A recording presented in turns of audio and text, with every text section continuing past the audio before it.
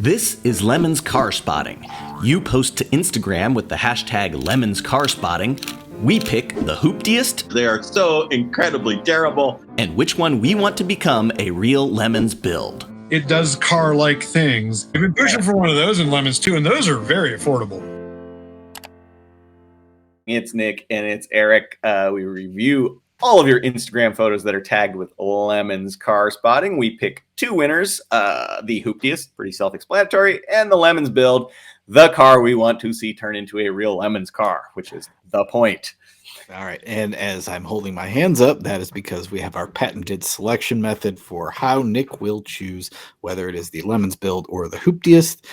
Nick will close his eyes and tell me when to stop. Stop. Left hand is up. Lemon's build it is. All right. Let's get into it. Had a lot of American cars lately. Hoping to see some more quote-unquote imports in the stream. Yes. Ask and you shall receive. Oh, cool. It's a 99 turbo.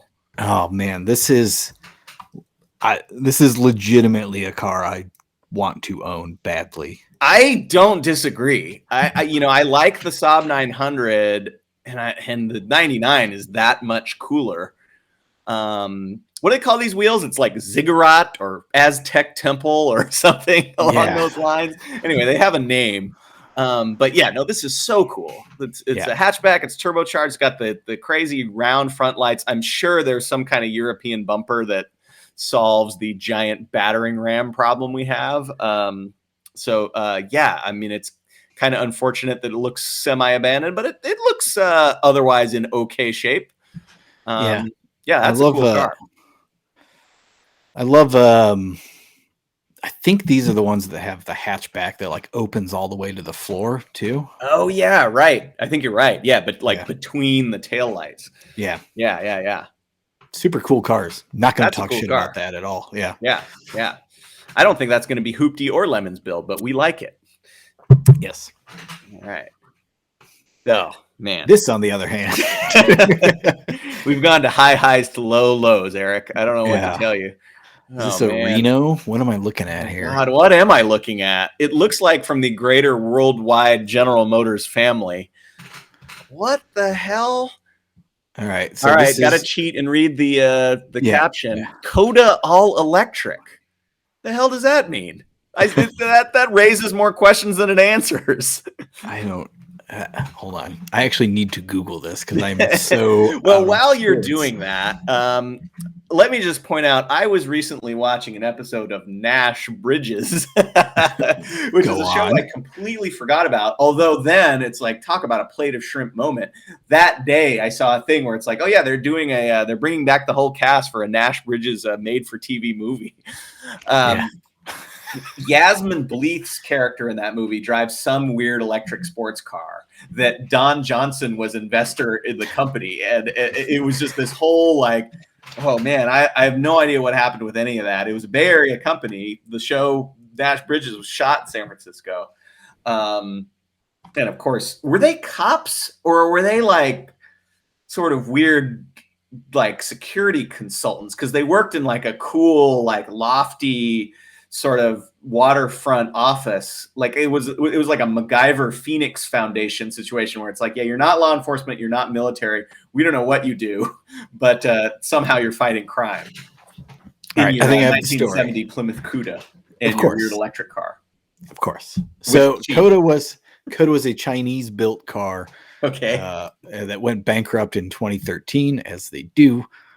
And was purchased by Mullen Technologies out of Brea, California, which is probably why this one is in Half Moon Bay. Yeah. Boy, the whole world of electric cars has a whole tech bro, see him one day, gone the next kind of thing. Yeah. Well, and man. So, but this has got to be based on a car, right? Like this isn't this is like a Daewoo Lacetti or something. Related Mitsubishi Lancer. Well, there you go.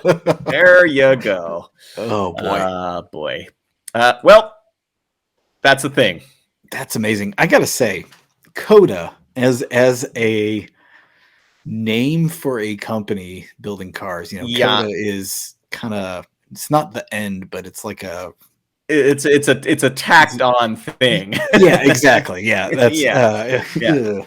Not quite. That would be a good multi-car Lemons team. You have a Prelude, a Toyota Sienna with the Symphony package, and then you have a Coda. That's your 3-car Lemons team. I was going to go Hyundai Sonata. That's even better. Yeah. I couldn't think of something symphonic on short notice, and the first thing that popped me up was like a weird package on a Toyota minivan. That's what's wrong with me. All right, moving on. Here we go. This genre is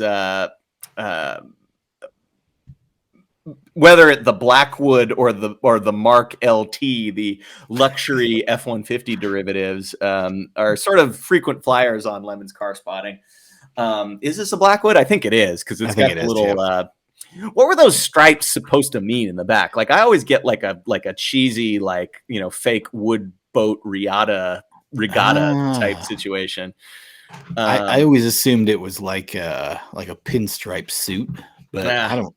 Yeah, neither of those make any kind of sense. Well, the kind of person that owns a classic wood boat and wears a pinstripe suit might also have this car. So maybe they're just going for that aesthetic in that market. So weird. It's so weird. It's a weird car. Blackwood at least makes, I guess Blackwood and fake wood for the back kind of makes sense. But the Mark LT might be the worst vehicle name of all time. Yeah. Because you're like, oh, well, of course it's Roman numerals, but T is not a Roman numeral. So you're like, I don't. Mark. It's not like 37 or a lesser used Roman numeral. Yeah. Mark 50T. I don't know what's happening here. Oh, God. Ugh. Well, as we've said a million times, the Blackwood, I think, was misunderstood. And, people made fun of it for not being able to do truck stuff when nobody actually does truck stuff in their truck. So it was a little too on the nose. It hit people in the feels, and therefore nobody bought it. Yes. So, all right. Next up. Man. God. Look at this. I mean, it's got 2 doors. I got a Mazda 3 that has 4, and it's like a third the length of this thing. Yeah. And what's crazy is the door length is minuscule. It's like they didn't change it from the 4-door version of it. Yeah. Usually they have a longer door. God. The proportions on this are insane. Like the overhang in the back it's got to be 7 feet. I'm picturing that this parking job is like the 17th attempt, and he was finally like, you know what, forget it. I'm not going to get it. This is just too difficult.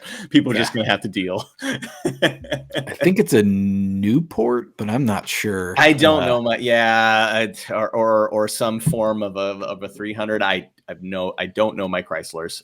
You can help us out in the comments. Yeah, I mean, it looks spectacular. It's amazing. Way. Yeah. Now, this is one of those cars. I don't know what the curb weight is on one of these. These are often like lighter than you think.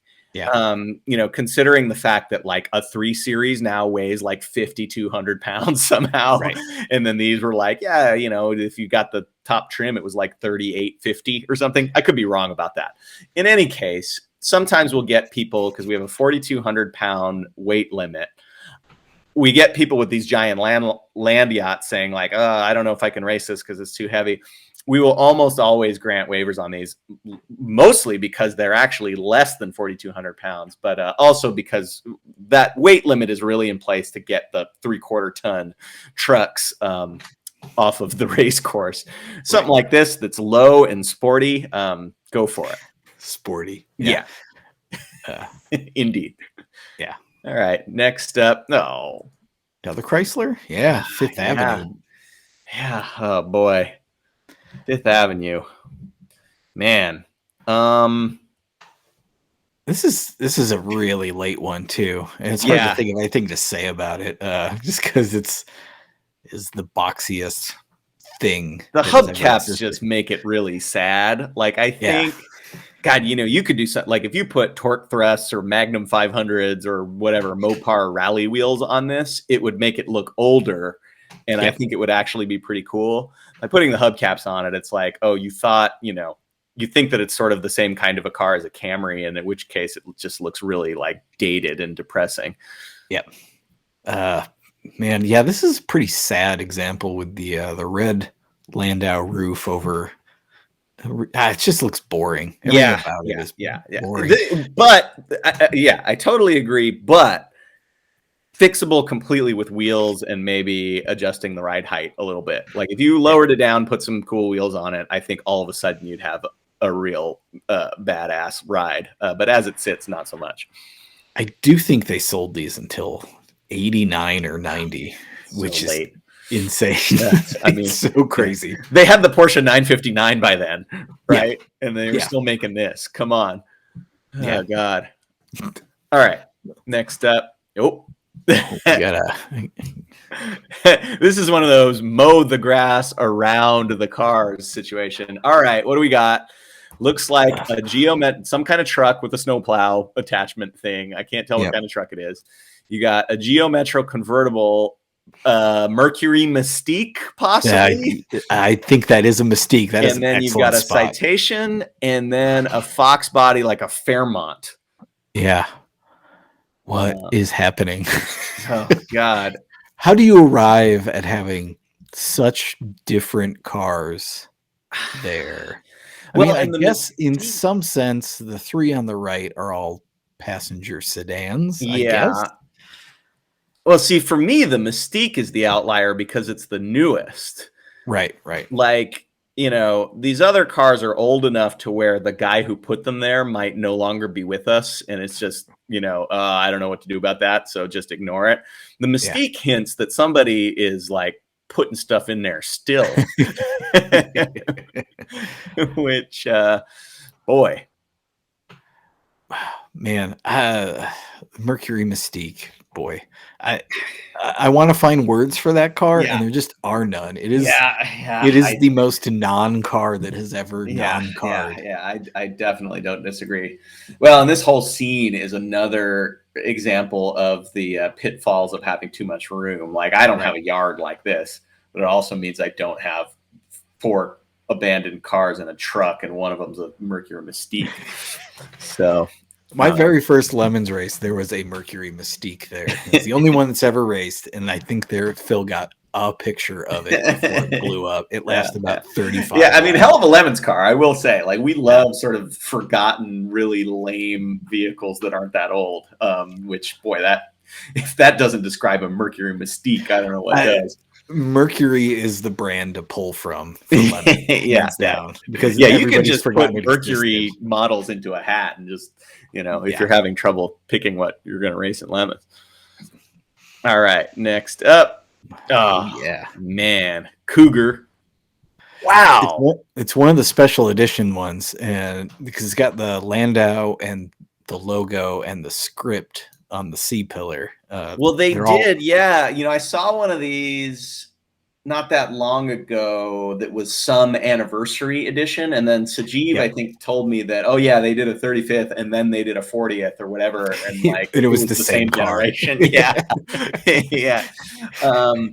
Wow. I mean, this Landau, look at the shadow that it's, normally, even when you're slapping on a vinyl roof, okay, there's going to be a little bit of a surface difference between that and the fender below it. But like, this thing is like, it overhangs by so far that this is like somebody mismeasured the width of what they were trying to do. Or this, like, they did nothing to the roof underneath, and this was the only way they could get something to fit on top of it. This is like a toupee that snaps on, but there's got to be like a 4-inch overhang. Look at the shadow; it's incredible. This smacks of a guy who bought like the Bostonian edition and like stood there with his arms crossed and was like, "It's not enough. It's not enough." And he went to a place that does roofs. And we'll get there. Yeah. It's like more. I need more. Like this much more. Yeah. You need to find a place that does tops. Tops. That's what it was. So the backstory of that is I worked at a BMW shop, and a gentleman clearly from the South came in and was like, "Yeah, do you guys do tops?" We just like top ends, the top, like, I'm not sure, tops. And apparently that's like a cottage industry in the South where there's just shops that do tops, one-stop tops. And they're just slapping vinyl roofs on whatever. Bring in your whatever and put a top on it. And again, this goes back to a previous episode where we were talking about a team who was, how do we get in your good graces? Put a top on your BMW, make it stick out. That's a start. Totally. God, I had never heard the term Bostonian before, but in the comments, somebody is saying, is that a stretched Bostonian? So a Bostonian is a thing? I've never heard of that. Yeah, it is. God, they made Bostonian. There might have been a Chicago edition. Like they made a bunch for like Detroit, whatever. But Bostonian is the one I see the most. So I don't know. I don't know what the qualifications for it are. I've never found a good description of what it entails. Yeah. It probably is just a thing that is embossed on the top and has nothing to do with anything. I really like the idea of city-specific special editions of cars, but boy, that's got the potential to get offensive really quickly. Really fast. Yeah. Yeah. All right. Next up. The Maverick. Yeah. Still, that's a nice, like an early one, nice and clean, very simple dog dish hubcaps. Yeah, I like that. Yeah, I'm super into that. That's like super duper bass trim too. Yeah. That's kind of the interesting thing about old American cars is that, the ones that people restore or keep around tend to be the higher models. So the base ones start to become a little bit more novel. Right. And that's pretty cool. And, Maverick, we say it every time. That's got to be, that's in the top 10 at this point of cars we haven't seen in Lemons and would like to. Yeah. Pretty close to the top. Yeah. So, all right. Next up. Missed a car on my list here somehow. We've got man. Boy, that might be a DeSoto. Yeah, see, we're into this era of early 50s American cars where I just have no idea. It's got the spotlight, which I guess, that's like a hot rod trick from the time. It's got suicide doors too. Oh, it does. I don't know what this is. One of the things that's throwing me off is like the weirdly Frenched in headlights. That does not ring a bell at all. No, I want to say Packard. I have no idea. So help us out in the comments. Yeah. I wouldn't know anybody else who did suicide doors. I know Lincoln did, and some Chryslers did, but well, I would say DeSoto or Packard. I'd say it's high end, but I'm just guessing. I don't actually know. Yeah, I would say so, and it would explain why it's less familiar to us, I think. Yeah, it's super cool though. Yeah, very cool. That's from Philicon, Philip, a longtime Lemons racer, bitter racer and owner. By that I mean bitter the car. Oh yes. Boy, it's the patron saint of Lemons rental cars, the Dodge Journey. Oh man, so internally, Lemons staff, we spent a lot of time talking about a Dodge Journey. God, and there's an Altima behind it. We'll get to that in a second. This is a two-car team called Team Probable Cause, because if there's a crime being committed in 2021, there's going to be an Altima or a Dodge Journey somewhere nearby. Yep. God. So the Dodge Journey, when did it come out? Like, it's famously, like, it's the last car to have a 4-speed automatic transmission. It's got mechanicals that date all the way back to, like, the first generation Neon. It's just an awful, inefficient, bad driving, loud, unpleasant place to be, and we are still getting them as rental cars in 2021.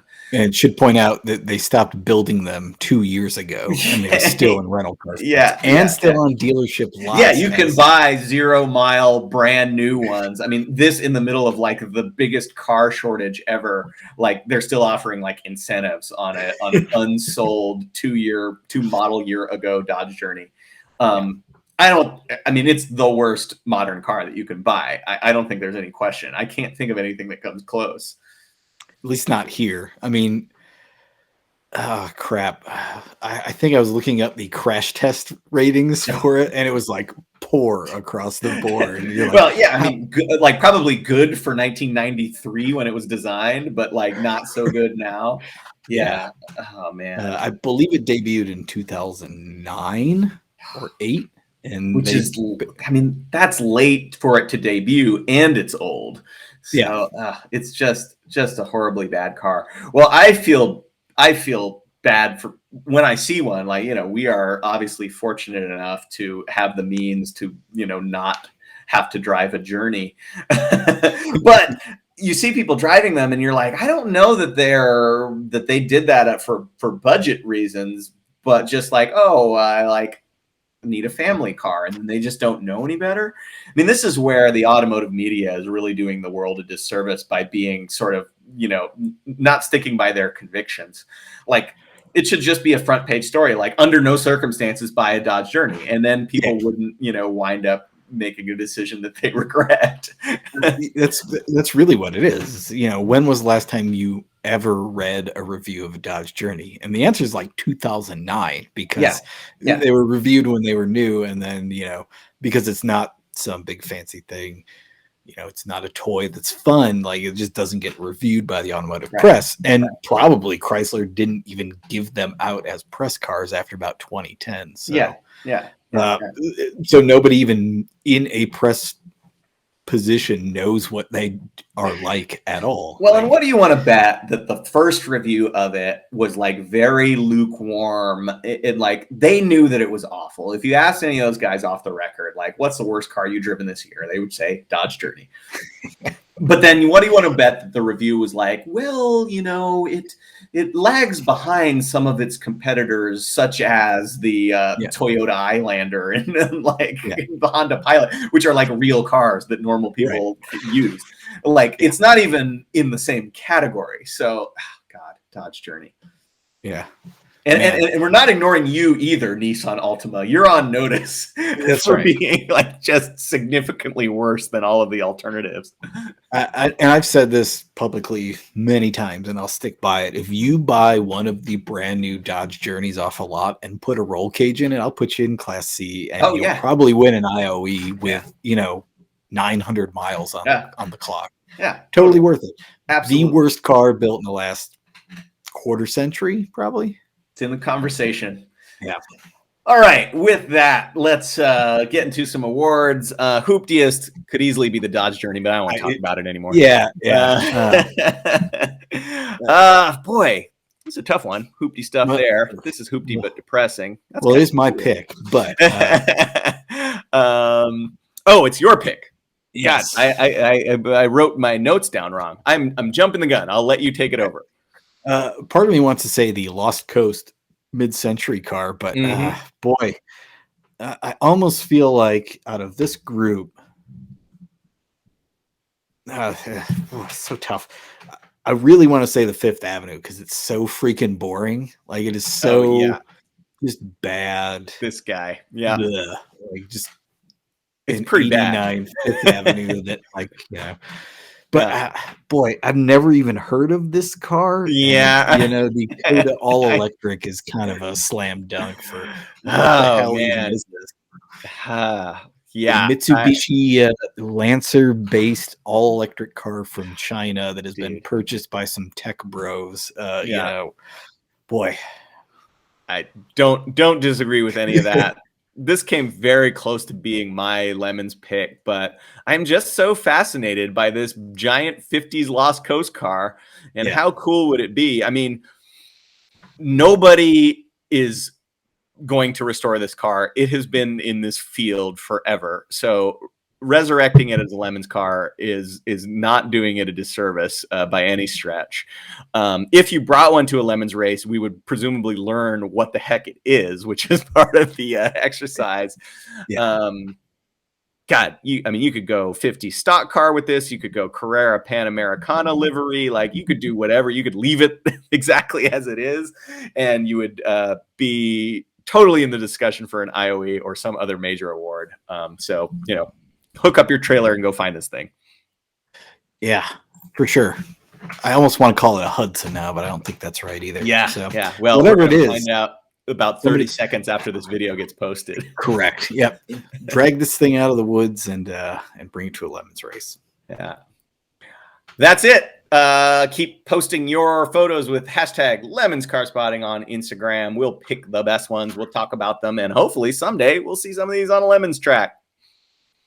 Thanks for watching. Idea. See you next week. Man. So cool. Got to leave the spotlight on it for sure. Yeah. All the style.